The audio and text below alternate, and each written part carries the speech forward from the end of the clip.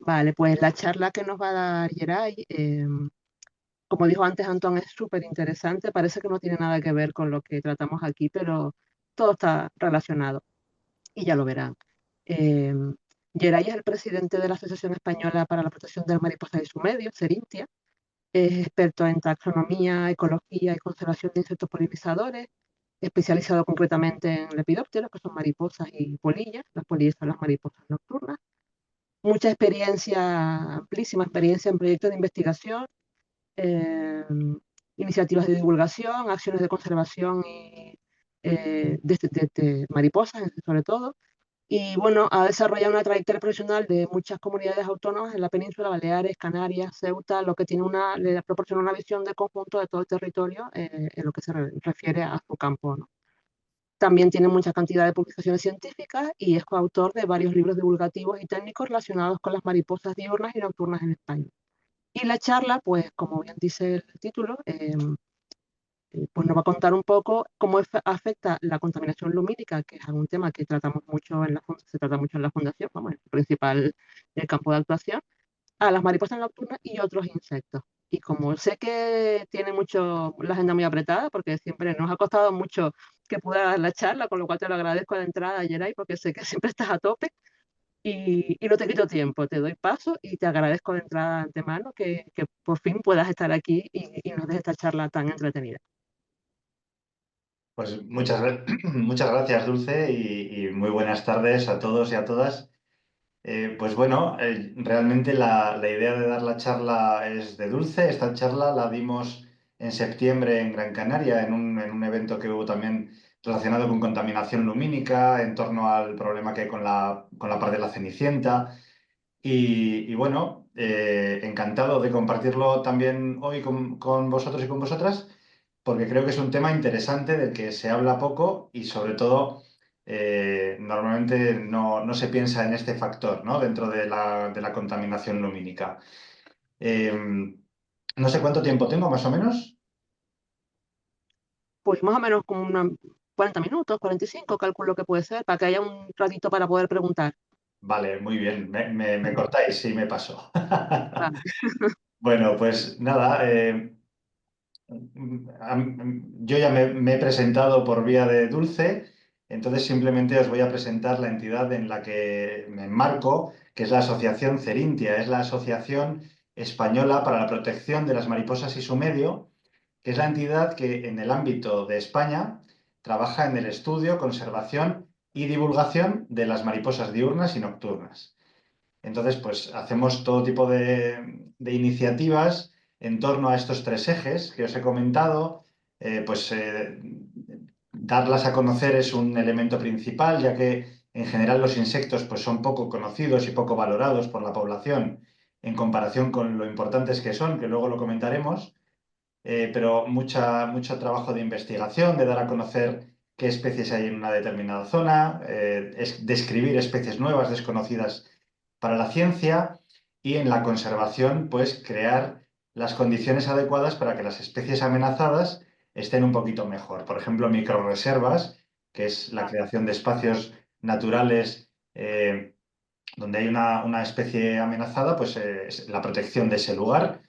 O, por ejemplo, esto que tratamos hoy, ¿no? Que es intentar mejorar, que en este caso, pues por los problemas que hay con la contaminación lumínica, pues la verdad que tenemos por diferentes motivos, pero el mundo de la astronomía y el mundo de la conservación de los insectos que tienen actividad nocturna, pues tenemos ahí algo en común muy importante y que está relacionado con reducir ese impacto de la contaminación lumínica. Por mencionar algunos proyectos, uno de ellos se llama, uno de los que tienen más gancho y con más gente participando, tal vez hayáis visto alguno por aquí o por allá, es este proyecto que se llama Oasis de Mariposas. Consiste en crear pequeños espacios ajardinados con plantas autóctonas que permiten que los polinizadores, no solo mariposas, sino otros tipos de insectos que están en el entorno, pues se vean favorecidos. Y esto, pues, la verdad que vamos ya como por unos 500 lugares de toda España donde se lleva a cabo esta pequeña iniciativa y es bastante interesante. Lo que os decía antes, se hacen muchas labores de educación ambiental para conocer, para dar a conocer las especies que tenemos en nuestro entorno y de manera visitando espacios naturales. O sea, no se crean mariposarios ni lugares artificiales, sino que el objetivo es dar a conocer nuestra biodiversidad que nos rodea y que muchas veces no nos fijamos en ella para nada, ¿no? Estudiamos especies protegidas. También ahora, por ejemplo, estamos con este proyecto del Ministerio para la Transición Ecológica y el Reto Demográfico, que son especies que están principalmente en la península, mariposas diurnas y mariposas nocturnas, y que, bueno, pues que están catalogadas a nivel legal como especies protegidas y que, bueno, pues que hay que estudiarlas e intentar saber un poquito mejor cómo ¿Qué están. pone? Ah, pensaba que me decía algo dulce. Nada, los proyectos, bueno, y otro de los proyectos es el monitoreo de mariposas. Llevamos a cabo monitoreo de mariposas diurnas con la participación de voluntarios y voluntarias que realizan pues visitas al mismo lugar de manera periódica para conocer cómo evolucionan las mariposas por efecto de diferentes circunstancias que les afectan, que ahora comentamos muchas de ellas, y que hacen que estén disminuyendo en su mayor parte. Y bueno, por no enredarme mucho más, simplemente pues, os he comentado algunos de los proyectos principales. Pertenecemos a la Federación Europea Butterfly Conservation Europe bueno, pues en la página web de la asociación Cerintia tenéis más información por si alguien tiene curiosidad. Y bueno, entrando ya en el meollo del asunto, pues el contexto en el que nos encontramos, al margen de la contaminación lumínica, es que en general los insectos se encuentran en un momento pues malo a nivel histórico. Están experimentando ahora mismo un bajón tremendo. Hay titulares, apocalipsis de insectos, no es algo que haya puesto yo ahí, sino que pues en diversas líneas de investigación, pero también en el ámbito periodístico, pues se habla en esta línea, precisamente porque hay estudios que hablan de descensos tan exagerados, no exagerados porque sea una exageración, sino porque es muy, muy, muy elevado la cifra que os voy a comentar, ¿no? Y es que hay estudios que hablan que en determinadas zonas hay descensos del 75% de los insectos que hay en nuestro entorno. Esto es muy elevado y aunque fuera un 15% ya sería para mirarlo, ¿no? Pero un 75% es muchísimo. Y bueno, uno de los factores que están detrás de todo esto, evidentemente, es la contaminación lumínica. Más del 60% de los invertebrados, no las mariposas, porque yo me dedico al estudio de las mariposas diurnas y nocturnas, de los lepidópteros, pero hay muchos otros insectos, algo os comentaré también de otros insectos, que también son de actividad nocturna y les afecta la iluminación artificial de una manera parecida. Entonces, más del 60% de los invertebrados son de actividad nocturna. Con lo cual, este es un factor muy importante y además que está poco estudiado y normalmente cuando uno ve bibliografía que habla de la amenaza, de las amenazas que tienen los insectos, rara vez se menciona este factor. No se tiene muy en cuenta de momento. Es algo que irá cobrando importancia poco a poco. Y es que fijaos, en el contexto de la biodiversidad, todo este conjunto, este quesito simboliza toda la biodiversidad conocida por el ser humano en la actualidad. Los vertebrados a los que pertenecemos somos un 3%, un triste 3% de esa biodiversidad. Y eso que, fijaos, la cantidad de aves que hay, la cantidad de mamíferos, hay muchísimas especies. Bueno, pues todos juntos somos el 3% de la biodiversidad conocida. Y sin embargo, los protagonistas de la charla que os presento hoy, los insectos, son no los invertebrados. Los invertebrados incluyen a otros bichos, como los arácnidos, por ejemplo, los moluscos. Hay varios tipos de animales que también serían invertebrados, pero solo los insectos son más del 50% de toda la biodiversidad que conocemos. Y eso, lógicamente, tiene una importancia. No es si son bonitos o son feos, sino que esa cantidad tan brutal de especies a nivel global tiene un papel en el ecosistema en el que vivimos, del cual no somos conscientes o incluso no sabemos cuál es su papel, pero sin duda tienen un papel muy importante para que el castillo de naipes, que es de alguna manera la biodiversidad, se mantenga de pie. Y bueno, pues como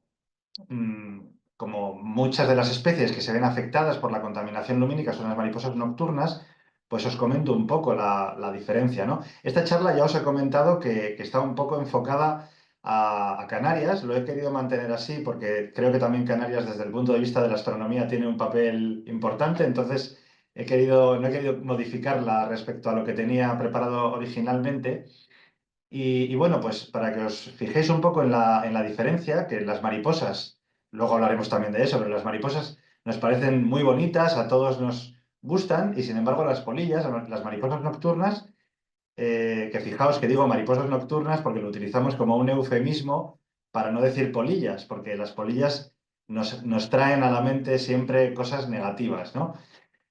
Pues desde el punto de vista de la biodiversidad, tenemos 257 especies de mariposas diurnas en todo el estado español y las mariposas nocturnas son la mayor parte de este grupo de los lepidópteros, con casi 5.400 especies en toda España.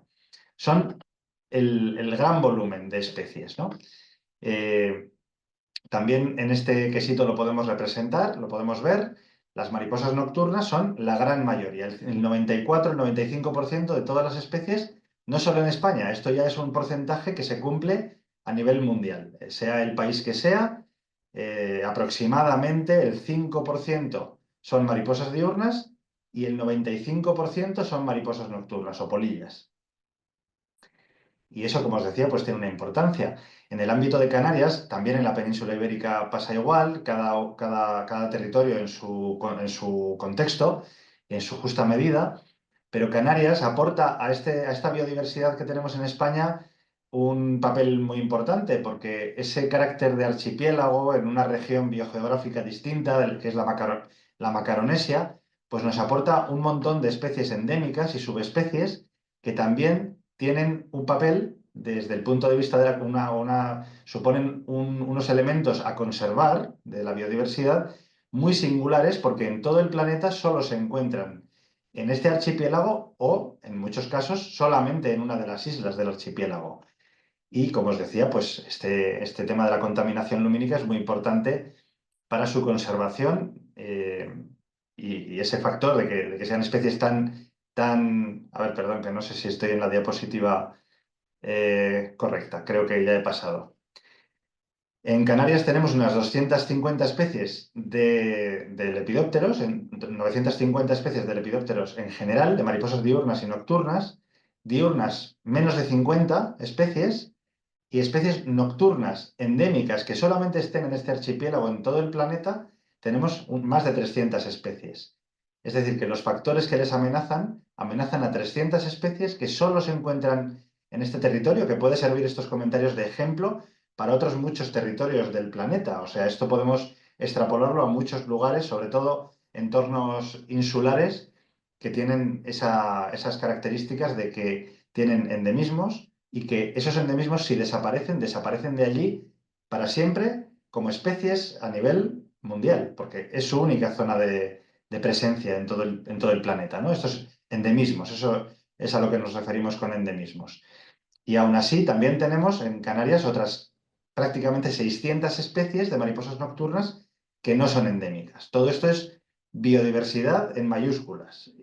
Son volúmenes de especies muy elevados porque este tipo de insectos las mariposas diurnas y nocturnas, son de los tipos de seres vivos con mayor número de especies de toda la biodiversidad, junto con escarabajos y otro tipo de insectos que son los que tienen el mayor volumen. Se llaman grupos megadiversos porque tienen una diversidad de especies brutal. Llevan muchos años existiendo y han evolucionado a cantidad de especies. Y bueno, ¿por qué son importantes? Os estoy comentando que son especies valiosas. ¿Qué hacen? ¿Por qué son importantes? ¿Qué nos aportan? Pues esto es una generalidad, mariposas diurnas y nocturnas hacen cosas parecidas, y es que actúan como los cimientos de la biodiversidad. Siempre lo explicamos así: si la biodiversidad, en la que no se nos olvide, estamos integrados en ese ecosistema en el que vivimos, el papel de estos insectos sirve de cimientos. Sobre esos cimientos se construye el resto de la biodiversidad que tenemos en nuestro entorno. Y uno de los factores que aportan como cimientos de esa biodiversidad es su papel como polinizadores. Como lo hacen por la noche y no lo vemos, también hay mucha carencia a la hora de subrayar la importancia de estos animales como polinizadores. Normalmente se oye hablar de la abeja de la miel. Esto es algo que se está intentando superar. La abeja de la miel es una especie nada más de miles de especies que actúan como polinizadores. Lo que pasa es que la abeja de la miel no es la miel. Y claro, tiene una importancia también a nivel económico, tiene otros elementos asociados, ¿no? Pero desde el punto de vista de la biodiversidad, tenemos un montón de insectos polinizadores. Y las mariposas nocturnas, con casi 4.000 especies, o sea, ya no sé ni qué cifra os he dicho, más de 5.400 especies, creo que os he dicho, que tenemos en España, pues no todas ellas actúan como polinizadores, pero vamos a decir, por decir un número así grueso, que 4.000 especies actúan como polinizadores. Imaginaos qué ejército de especies polinizando. Y es que, claro, las plantas con flores y frutos han evolucionado y a día de hoy dependen por completo de que haya unos determinados insectos que visiten esas flores, se alimenten del néctar, se impregnen del polen sin ellos darse ni cuenta muchas veces, porque lo que quieren es alimentarse del néctar, y vayan de una flor a otra, desplazando ese polen y permitiendo que se polinicen. Y esa polinización es la que permite que las flores den lugar a frutos con semillas fértiles y puedan reproducirse. Si desaparecieran los insectos, que a veces es una sola especie de abeja, una sola especie de polilla, las que polinizan una determinada planta, y normalmente esas plantas de este ejemplo son las plantas raras, las plantas amenazadas, pues si desaparecen esos insectos que actúan como polinizadores, esa planta también desaparece. O si disminuyen los insectos polinizadores disminuye la diversidad de plantas que hay en un determinado entorno. Esa es una de las cosas que hace que hacen los insectos polinizadores, polinizar. Pero el otro elemento que aportan a la biodiversidad, menos bonito a nuestros ojos, de personas me refiero, es que sirven como alimento de muchísimos depredadores. Estos depredadores son aves, por supuesto, aves insectívoras que se alimentan de las orugas, de las mariposas adultas o de las polillas, pero, por ejemplo, los murciélagos, que siempre nos dicen que comen muchos mosquitos para convencernos de que nos caigan bien los murciélagos, cosa que no es mentira, comen mosquitos, pero lo que más comen, con muchísima diferencia, son polillas, mariposas nocturnas. Eso es lo que están ellos buscando todo el rato, porque claro, imaginad la diferencia nutricional de un mosquito a una polilla, que las polillas son gorditas, tienen proteína, grasas y les aportan mucho alimento. Y bueno, muchos tipos de insectos también y artrópodos que se alimentan de ellas, ¿no? Por ejemplo, aquí hemos puesto una mantis religiosa arriba que está comiéndose una mariposa, unas hormigas que están alimentándose de una oruga que han cazado, no sé si la veis, que parece un palo, pero es una oruga con forma de C, una mantispa, que es parecido a una mantis religiosa, pero es otro tipo de insecto, y una araña en una flor, que no sé si veis la araña, está en la flor camuflada, es una araña cangrejo, y se alimenta de estos insectos. Aunque nos dé penita, estos depredadores actúan haciendo lo que tienen que hacer en el ecosistema y es que realmente les favorece porque permiten que las poblaciones no se disparen, no se convierta una determinada mariposa o polilla en una plaga, precisamente porque tienen a sus depredadores que les controlan y les mantienen en su línea. Y también hay hongos, por ejemplo. Este es un hongo que se llama Cordyceps militaris. Los Cordyceps son unos hongos que controlan de alguna manera el sistema nervioso de los insectos a los que parasitan y en este caso pues afecta a la procesionaria del pino, el nombre científico es Taumetopoea pithiocampa. Come los pinos, hace unas bolsas blancas de seda en los pinos y se alimenta de ellos. Y es que por si no lo tenéis fresco, por recordarlo, estos animales tienen un ciclo biológico consistente en que hay machos y hay hembras, se aparean y la hembra pone huevos. Depende de la especie, los pone de uno en uno o en grupos, eso depende de la especie completamente. De esos huevos salen orugas que crecen y para crecer tienen que mudar de piel y crecen y cambian de color y hasta que ya son grandes, grandes. Y cuando ya son grandes se transforman en crisálida. Esa crisálida, en el caso de las mariposas nocturnas, se encierra dentro de, de un capullo de seda, pero la crisálida que está dentro de ese capullito de seda, en esta foto está abierto, la seda se ha retirado para que se pueda ver el bicho que hay dentro, y se ve la seda como de color anaranjado y el bicho dentro que es como un sarcófago. Esa crisálida ya muestra las características de la mariposa adulta, se ven los ojos, dos de las patas, se ven las antenas colocadas y las alas. Y de ahí ya sale la mariposa o la polilla adulta. Más o menos para que os imaginéis el cambio que pegan, pues tenemos a la izquierda la misma especie que a la derecha. Es la misma especie, el mismo individuo, que tiene primero esa forma de oruga y luego se transforma, ese mismo individuo, ese mismo ejemplar, tiene la forma de mariposa adulta, de polilla en este caso. Esta es la esfinge de las Tabaibas, que come una euforbia arborescente que hay en Canarias, varias especies. Y bueno, hablando de esa importancia que hemos dicho que como polinizadores, como alimento de muchos depredadores, pues también por mencionar algunos otros hitos que tienen estas especies, fijaos que son animales muy antiguos, por eso hay tantas especies y tienen tantas formas, colores, estrategias de vida y de supervivencia, porque llevan viviendo en torno a 200 millones de años. Nuestra especie tiene apenas medio millón de años, según nos dicen por los estudios de genética.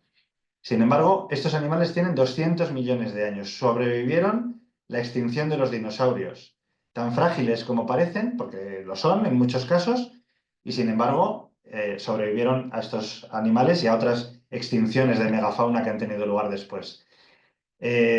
Son bastante interesantes para su estudio, son animales que ya os he explicado que contribuyen al equilibrio ecológico, permiten que haya aves en el entorno, que haya murciélagos, que existan todo el resto de animales y plantas que dependen de ellos de alguna manera. Sirven también como bioindicadores, por eso al principio os he comentado que hacemos seguimiento de mariposas con voluntarios y voluntarias que recopilan información de estas especies porque se usan como indicadores de la calidad del hábitat. Para saber qué tal está una zona, entre otras cosas, se puede saber en base a cómo están las mariposas. Si han disminuido porque ha empeorado el hábitat por algún factor. Y relacionado con esto, pues son animales que están en declive, con lo cual tenemos que trabajar en su conservación. Las mariposas diurnas, por ejemplo, y nocturnas, pues, los diferentes estudios nos muestran que han tenido un descenso reciente, normalmente a raíz de la revolución industrial, pues bastante marcado.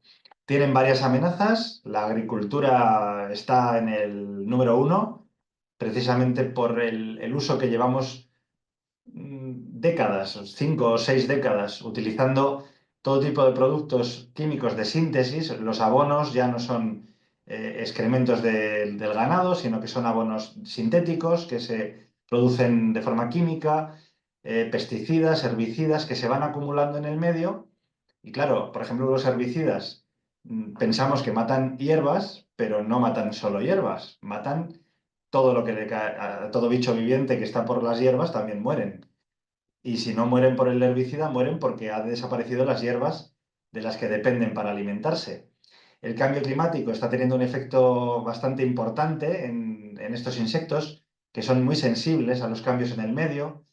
La ganadería, básicamente la desaparición de la ganadería extensiva, si os fijáis, los rebaños de ovejas en la península, por ejemplo, han desaparecido prácticamente, se ven 4 ovejas por ahí sueltas, pero han desaparecido los rebaños de ovejas y, sin embargo, hay un problema con la ganadería intensiva. La ganadería intensiva destruye los hábitats. Vemos zonas verdes con vacas, pero esas zonas no tienen biodiversidad porque son lugares que se han simplificado muchísimo y no tienen las características que tienen que tener para albergar biodiversidad. El aislamiento también, hay muchas especies que se quedan aisladas en sitios muy pequeñitos y eso hace que acaben desapareciendo.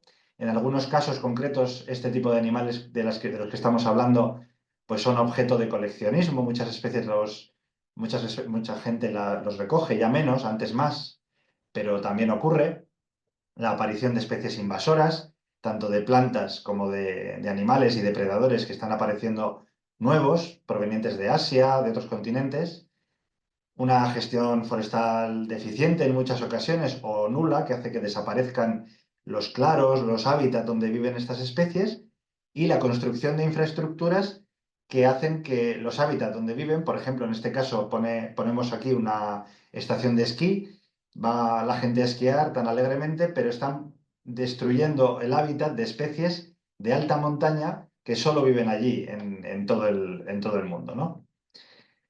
Bueno, pues siguiendo con esta idea, por ejemplo, las mariposas de pradera, esto es un estudio en el que hemos participado nosotros también a nivel europeo, con un montón de datos de varios países de todo el continente, pues se ha visto que entre 1990 y 2018, pues solamente las mariposas diurnas propias de praderas, pues se ve que han disminuido un 30%. Que seamos capaces de medir que han disminuido un 30% implica que han disminuido bastante más de un 30%. Un 30% es lo que hemos sido capaces de medir, pero han disminuido mucho más. Combinado lo del exceso de ganadería intensiva con la desaparición de la ganadería extensiva, el cambio climático y varios de los factores que os he comentado. Y bueno, entre otras esas amenazas que os he comentado, pues llegamos ya a un poco a lo que yo creo que más os puede interesar, que es el tema de la contaminación lumínica. Esta es una problemática relativamente moderna, tiene 130 años de antigüedad, antes no había alumbrado público, esto es una cosa que desde el punto de vista del medio natural, pues es nada, ayer o hoy ha ocurrido de manera muy reciente. Los animales no se han podido adaptar a este factor que hemos introducido en la naturaleza.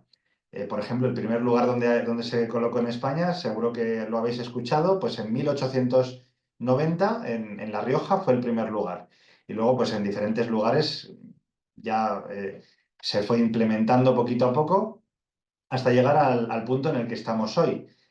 Y bueno, pues lo que os decía antes, ¿no? Este es un tema que está poco estudiado, aún así existe bastante información, pero comparado con otros problemas está muy poco estudiado. Y es un tema muy interesante que conviene ser consciente de él y en la medida que se pueda es un tema que se debe de estudiar más y publicar más evidencias científicas. El caso es que lo que sí se sabe es que las mariposas nocturnas, por ejemplo en el Reino Unido, que los británicos siempre tienen muchos estudios que ya nos gustaría tenerlos aquí, pero no los tenemos, pero es de imaginar que será algo extrapolable y similar, pues en el Reino Unido han visto que desde 1970, porque fijaos, tienen información de gente que desde 1970 está recogiendo información de polillas, de mariposas nocturnas, de una manera sistemática que nos permite saber que estos animales han disminuido un 34% en esta zona del mundo. Y bueno, pues lógicamente no es solo por la contaminación lumínica, sino por otros factores que ya os he comentado. Todos en conjunto lo que están haciendo es que las mariposas estén disminuyendo, pero que también las mariposas nocturnas lo estén haciendo y en mayor medida incluso que las mariposas diurnas. Estas especies ya os he comentado lo importantes que son y sin embargo también os he mencionado que desde la asociación intentamos dar a conocer la importancia que tienen y darlas a conocer, porque socialmente, a pesar de lo importantes que son, nos permitimos el lujo, lo importantes que son y la disminución que están teniendo y los problemas que tienen, ¿no? Pues todavía nos permitimos el lujo como sociedad y como individuos de que nos den que a algunas personas les den un poco de asquito y que no sean nuestros animales preferidos. Eso básicamente es porque no las conocemos. En cuanto entramos a conocerlas y a estudiarlas un poquito, alucinamos de los colores que tienen, lo interesantes que son en todos sus ámbitos, pero la mayoría de la población no las tiene como animales muy interesantes. Y esto pues ocurrió este verano, no me acuerdo, en junio creo que fue, Pues diferentes titulares. Una plaga de polillas gigantes invade Madrid. Enfermedades que provoca este insecto, ninguna, hago el spoiler. Y soluciones caseras para eliminarlas. Una plaga de polillas gigantes invade Madrid.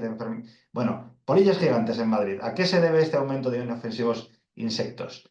Diferentes titulares alarmistas que intentan captar esos instintos de la gente de que hay algún tipo de peligro. Y es que lo que ocurrió es que fue una primavera muy húmeda, hubo mucha vegetación, estos animales criaron en gran cantidad y precisamente lo que estamos comentando hoy se ven atraídos por la luz artificial y por nuestra culpa entran en las ciudades y entran en los domicilios y nos sorprendemos de que eso ocurra, pero es culpa nuestra.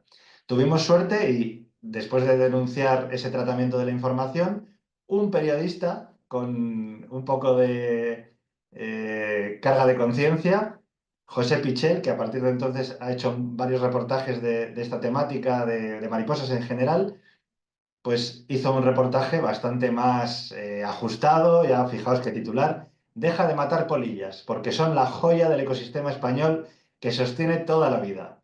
Se escuchó esta charla y lo asimiló y bueno, realmente intentando hacer entender la importancia que tienen estos animales para la biodiversidad y no ese alarmismo del que os hablaba. No sé si habíais visto esas noticias, seguramente en su momento os saltaron por algún sitio porque invadieron las redes sociales, esas noticias periodísticas. Y es que cuando hablamos de polillas, ¿qué nos viene a la mente? Que se alimentan de la ropa, eso es el número uno normalmente, porque, claro, durante décadas o cientos de años han sido un problema grave en las economías, para las economías familiares. Se guardaba la ropa de invierno durante todo el verano y cuando se iba a recuperar la ropa en otoño, porque volvía a hacer otra vez fresquito, no había ropa. Y eso era un desastre para la economía familiar. Pero esto se extrapola a esas 5.400 especies de mariposas nocturnas que tenemos en España. Y sin embargo es solo una especie muy pequeñita, que se llama, tiene este nombre científico, Tineola biseliella, y es una especie pequeñita que se alimenta de ropa. Precisamente en la naturaleza, este es un animal detritívoro que lo que hace es deshacer los nidos de las aves. Los nidos de las aves tienen plumas, fibras de todo tipo, pelos de un jabalí muerto que estaba por ahí, los han cogido, los han incorporado al nido. Cualquier tipo de fibras las incorporan.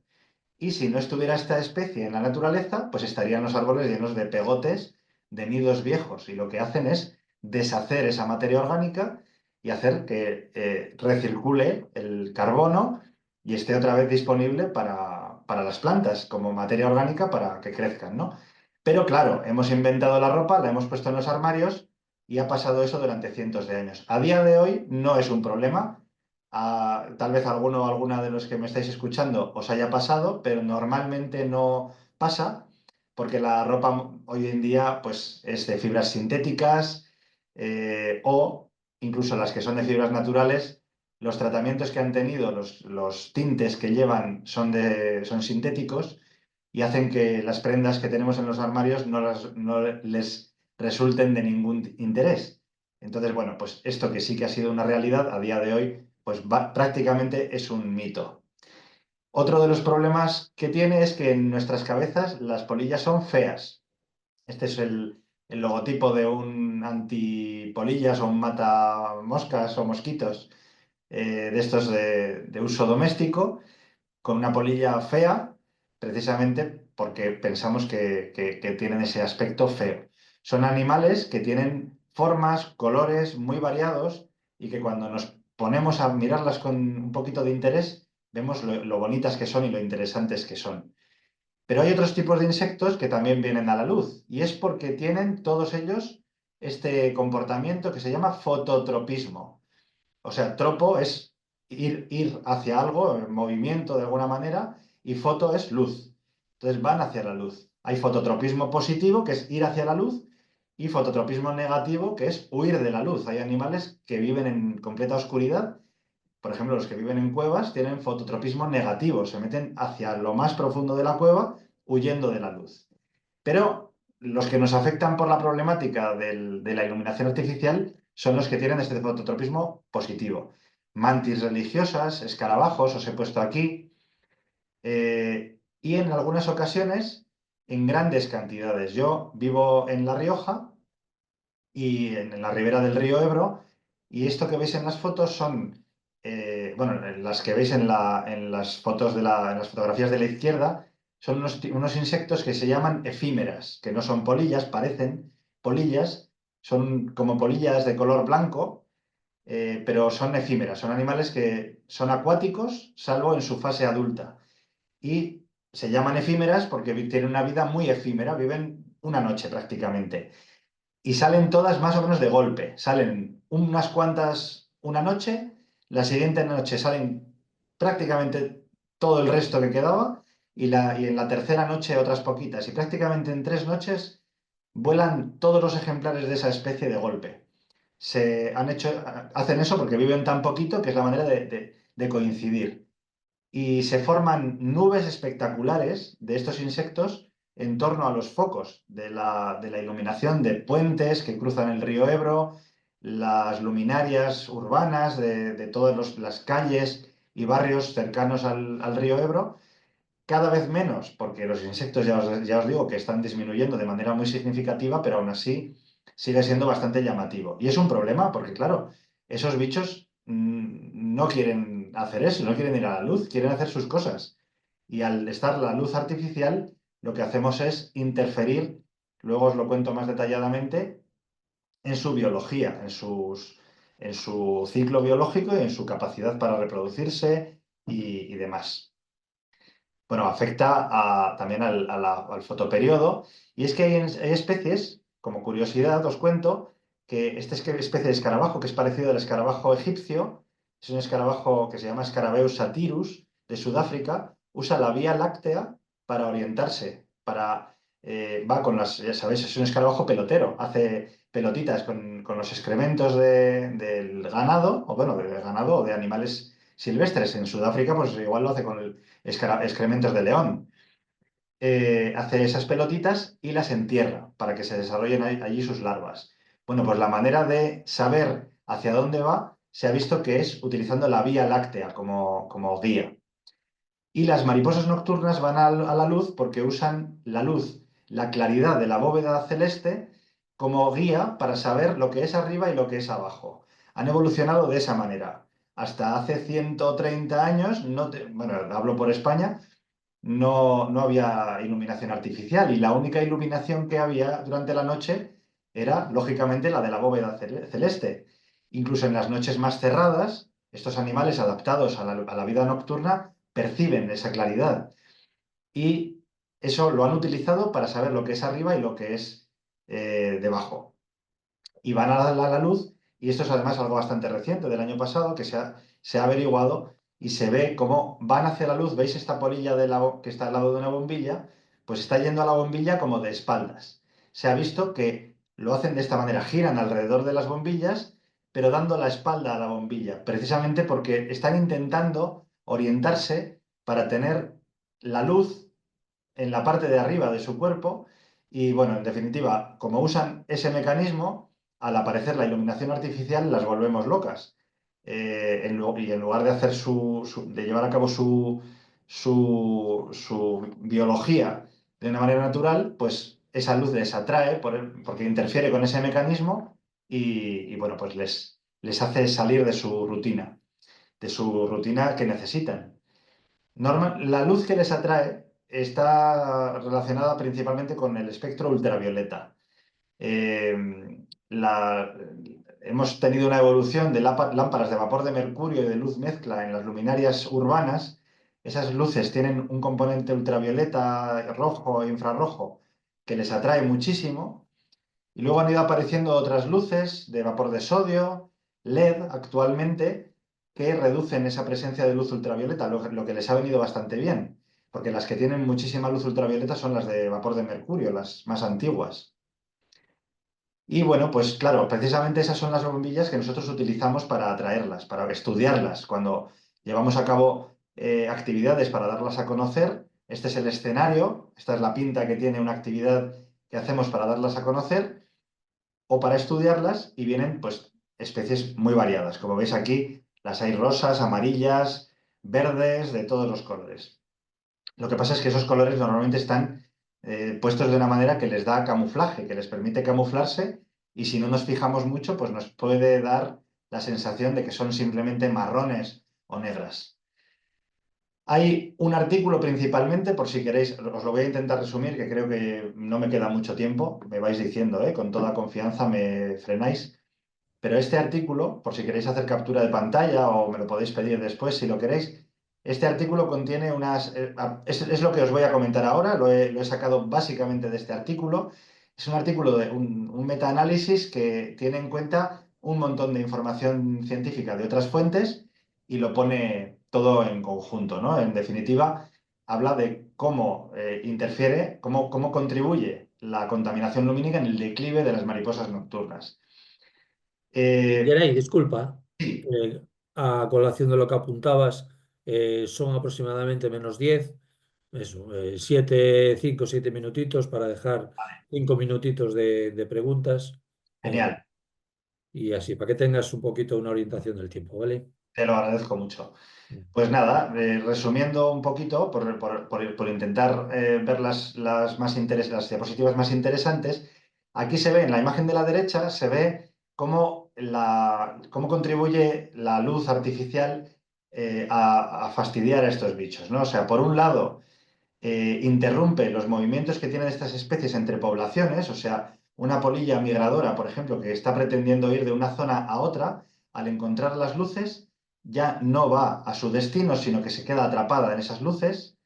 También en el segundo dibujo lo que intenta representar es que concentra a las poblaciones, es decir, atrae todas las noches ejemplares del entorno a esa, por ejemplo, un pueblo pequeño que tenga luces con bastante luz ultravioleta, las va atrayendo y hace que se concentre toda la población en una misma zona y eso hace un efecto negativo porque vienen todos los depredadores allí a comérselas y luego hace un efecto trampa, porque no pueden escapar. O sea, debido a ese comportamiento que tienen, que les atrae la luz, vienen y se quedan retenidas allí. No pueden salir, incluso aunque vayan a salir un poco, la noche siguiente vuelven a ser atraídas y entran en una especie de bucle.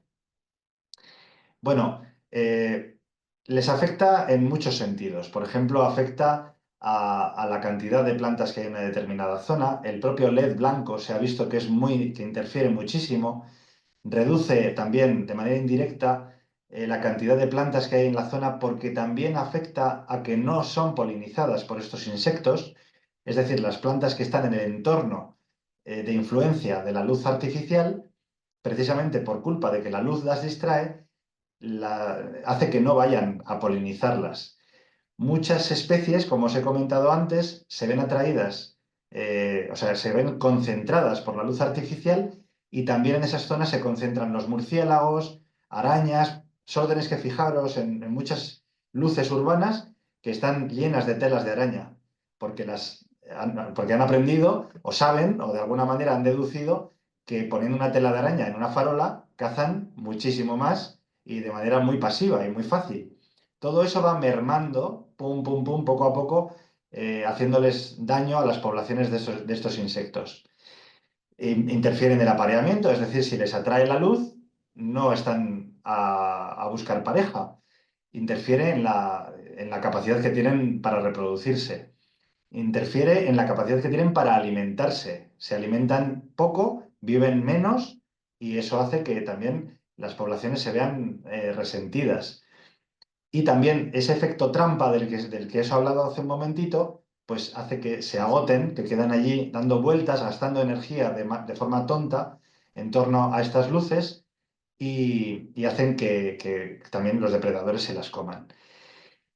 Bueno, pues es que les afecta de muchas maneras, ¿no? Pues ya veis que hace que también las propias orugas que se desarrollan debajo de estas farolas también se ven afectadas por la luz, porque aunque no se ven atraídas por la luz, no saben si es de día o de noche muchas veces, depende de la luz que tengan encima.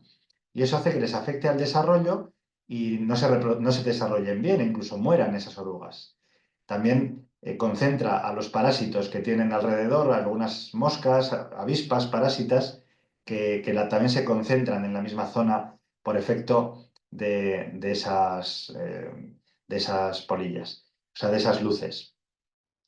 Bueno, se ha visto como, en línea con esto que os he estado comentando, pues como el 47% de las orugas de setos y de márgenes de hierbas en torno a caminos y demás se ven afectadas por esto que os he comentado.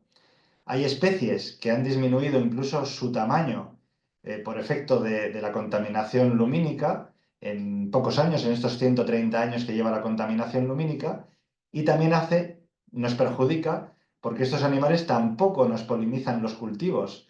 Por ejemplo, yo que sé, fincas de almendros, de todo tipo de producción que esté relacionado con la floración, que necesite esa polinización. La contaminación lumínica hace que ese efecto, esa polinización no tenga lugar. Y bueno, pues esto seguramente lo conocéis mucho mejor que yo.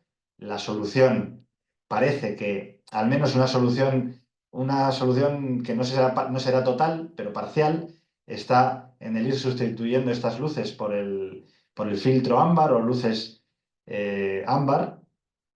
En definitiva, eliminar el LED blanco y todas aquellas fuentes que tengan luz ultravioleta derivada de esa iluminación. Y bueno, pues las buenas prácticas que me imagino que desde el mundo de la astronomía intentáis, por activa y por pasiva, intentar poner en marcha relacionado con que los propios particulares pongan luminarias adecuadas, que no sean, que no enfoquen hacia arriba, que enfoquen hacia abajo, que, bueno, pues todo tipo de pequeñas acciones que están relacionados también seguramente con vuestras peticiones. Y termino con esta diapositiva y con la siguiente.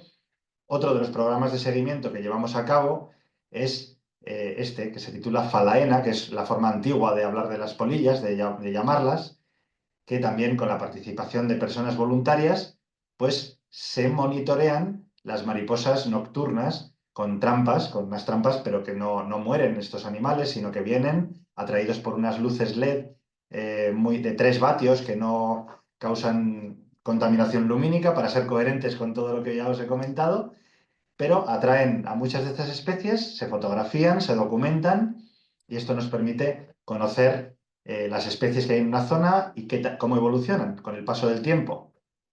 Y nada, pues por mi parte, perdonad si me he extendido un poquitín más de lo que teníamos hablado, pero espero que os haya resultado interesante. Muchas gracias, Geray. No, tienes que disculpar tú porque te hemos robado un poquito de tiempo al principio y esto sí, bueno, siempre suele así. Personalmente, muy interesante charla. Seguramente, al igual que yo, otras personas veremos a, a las polillas y a las mariposas de una manera diferente después de haberte escuchado. No sé si quieres aportar algo, Dulce. No, bueno, yo era de las que veía las polillas como unos monstruos horrorosos y les tenía un pánico, pero brutal, y ya las estudio, bueno, no las cojo todavía, pero sí que es lo que hablábamos antes, hay que conocer para entender lo que tenemos alrededor y para respetar y valorar lo que hay, pues hay que saber. Y bueno, el tema de las polillas es un mundo súper interesante. Una vez que te metes en todo esto, te das cuenta de que somos una insignificancia y que hay que saber, hay que conocer. Y esta es una buena manera también de empezar, de ver cómo la luz las atrae y con eso, pues, a estudiarlas y conocerlas. Perfecto. Beli, tenías la mano levantada. Mm. Sí, muchas gracias, Yaray, por la intervención, muy interesante. Y te quería preguntar si sabéis o tenéis algún seguimiento de especies a lo mejor más bien amenazadas y que vamos, y que el efecto de la contaminación lumínica sea bastante dañina para ellas, sobre todo en espacios naturales protegidos. es una de las líneas quizás que a lo mejor nos pueden hacer más caso en espacios naturales protegidos y para luchar un poco contra la contaminación lumínica de muchos sitios. Entonces, si tenéis alguna cosa o algún tema de seguimiento o de zonas que a lo mejor haya especies que estén más en peligro de extinción y que por el tema de la contaminación lumínica cerca de esos espacios naturales protegidos haya bajado en las poblaciones. Sí, bueno, me alegro de que te haya gustado la charla, Beli. Y la pregunta pues es interesante. No hay estudios como tal, de manera, es decir, un artículo científico con ese tipo de información, pero la información está. Es decir, muchas de lo que hacíamos hasta hace poco tiempo, ahora ya con los LED, pues no nos lo permite, cosa que es mejor para estas especies, pero era precisamente dar vueltas por la noche a muchos de estos pueblos pequeños con iluminación y muchos de los datos que existen de presencia de estas mariposas, es decir, el mapa de distribución que conocemos de las especies nocturnas protegidas y no protegidas, están derivados de que han sido ejemplares que han venido a las luces de los pueblos y así las hemos observado. Estas especies protegidas nocturnas, que son, os voy a enseñar la diapositiva simplemente ya que estoy, a ver si llego, que hay muchas diapositivas.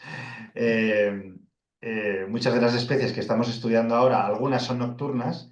Esas especies, a ver, perdonad que me voy a salir para hacerlo de una manera más lógica, porque estoy yendo para... Bueno, que me lío, perdón. Se ha quedado esto dando vueltas, porque le he dado mucho a la flechita. Esas especies son atraídas por la iluminación artificial y en todos los lugares donde hay presencia de estas especies, se puede certificar sin ningún tipo de duda que la iluminación artificial, a no ser que sea un tipo de iluminación que sea LED ámbar, por ejemplo, o algo así, pues les está atrayendo y les está perjudicando. Eso es algo en lo que, si queréis, podemos trabajar conjuntamente porque no hay, es incontestable. O sea, en los lugares donde especies como la mariposa, la graelsia, que es una especie muy grande y amenazada, ahora se va a pasar la diapositiva, ahora vuelvo, perdonad que haya hecho esto, porque es que le he dado un montón de veces a la flechita y se ha ido, ya lo vuelvo, disculpad si os he mareado, ¿eh? Es que se ha quedado eso ahí. Esta es la lámina que os quería enseñar.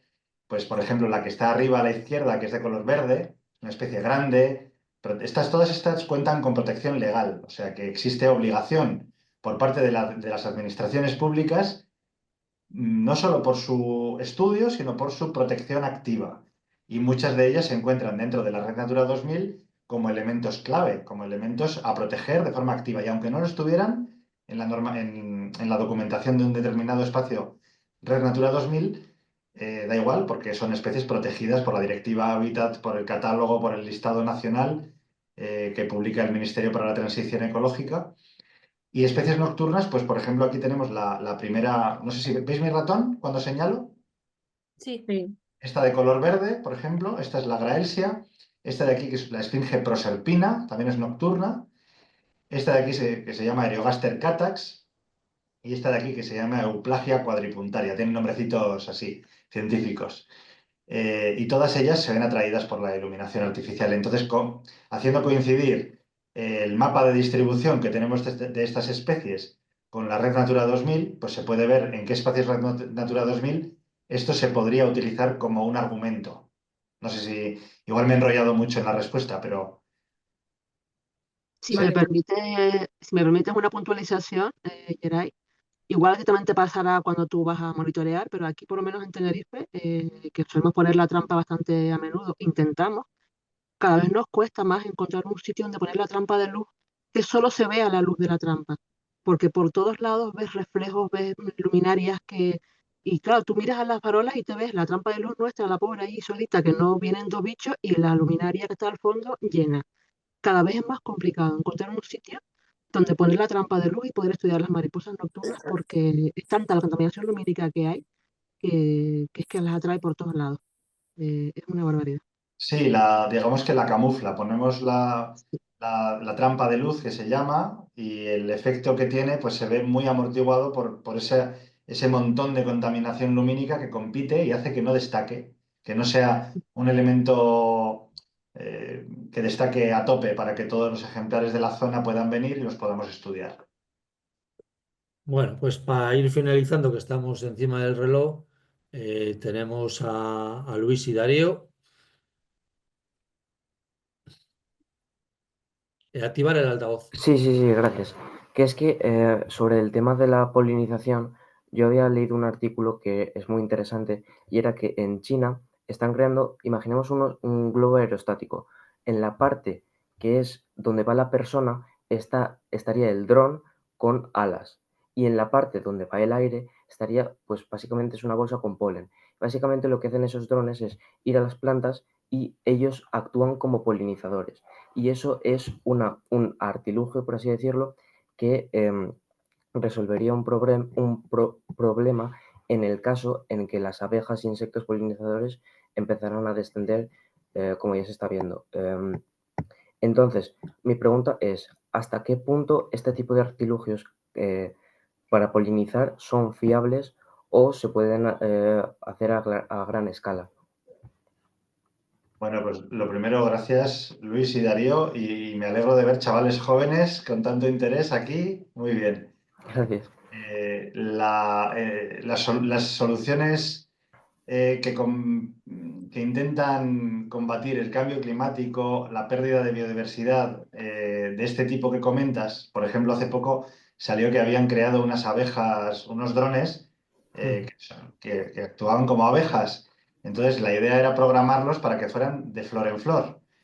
Realmente son, desde mi punto de vista, a mí me da entre pena y no sé, es algo que precisamente está relacionado con lo que os decía al principio, que no valoramos lo que tenemos, no valoramos la biodiversidad que nos rodea, que ya está haciendo eso de manera gratuita. Lo que hacen técnicamente se llama servicios ecosistémicos, es decir, son servicios que nos ofrecen en el ecosistema que nos estamos dando cuenta ahora de que eso estaba ocurriendo, porque ahora nos falta, y entonces percibimos que no está ocurriendo y intentamos hacer este tipo de soluciones. En China se han pasado tantísimo con los pesticidas en algunas zonas que se han quedado sin polinizadores, hasta el punto de que los frutales los han tenido que polinizar en varias ocasiones, bueno, en varias zonas, lo podéis buscar en internet, con una pluma, con un pincel, de flor en flor, para llevar el polen de un sitio a otro. Eso es muy triste, porque es algo que ocurre de forma natural, gratuita y sin ningún tipo de gasto económico. Y la solución que tú planteas, pues realmente está relacionada con una agricultura intensiva, que lo que intenta es explotar el medio natural hasta el límite, cargándote todo lo que hay en ese lugar, salvo lo que nos produce rendimiento económico. Y ese, la verdad, que no es el futuro que yo quiero. Para vosotros, además, precisamente. Muchas Perfecto. gracias.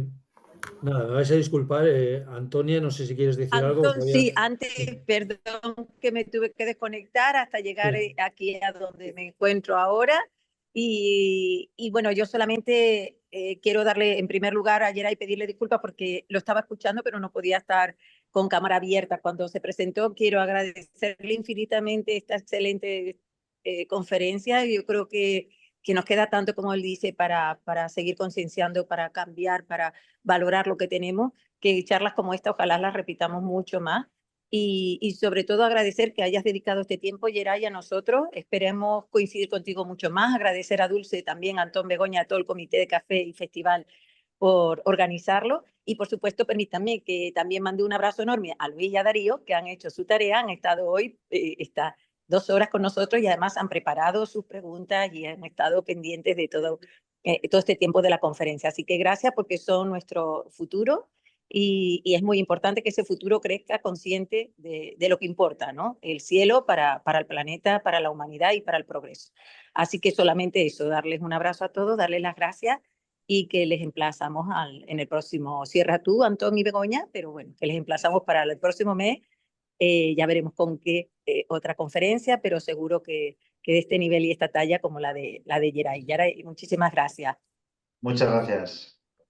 Bueno, pues nada, muchísimas gracias, Antonia.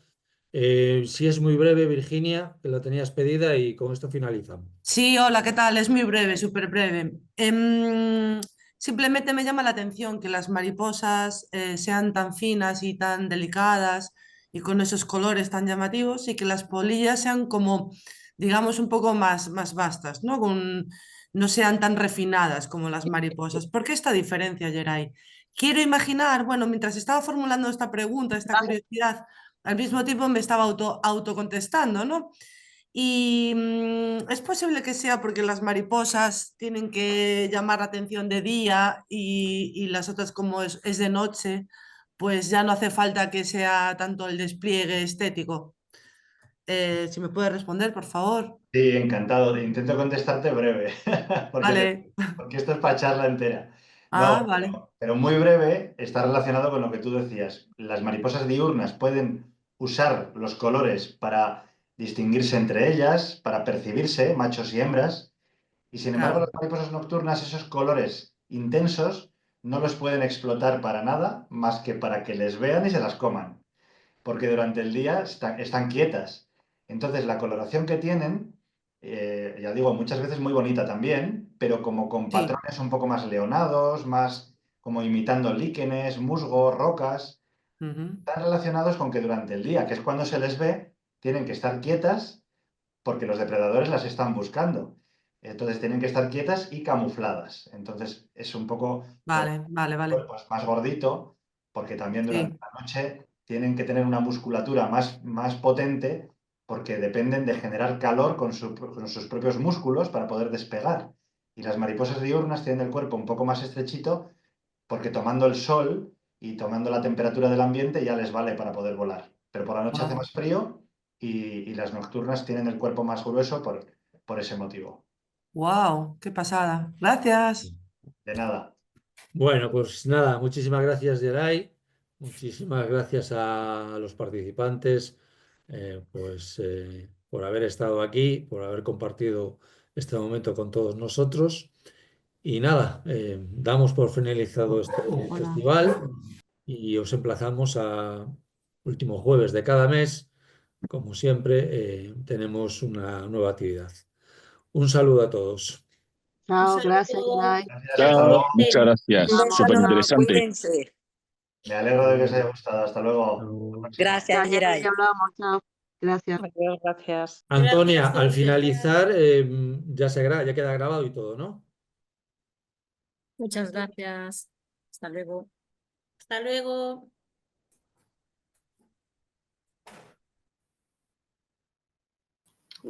Adiós, muchas gracias. gracias.